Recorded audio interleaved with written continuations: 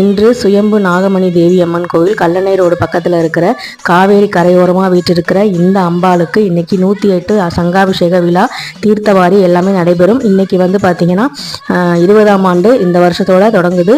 இந்த வருஷத்துல நல்லபடியாக எல்லாமே நடக்கணும் அப்படிங்கிறதுக்காக பக்தர்கள் அனைவரும் தீர்த்த குடம் எடுப்பாங்க. என்னால் வந்து இந்த வருஷம் எடுக்க முடியல, ஆனால் வந்து கோவிலுக்கு போய் அந்த அம்பனோட அருளை வந்து பெறலாம் அப்படின்னு இருக்கேன்.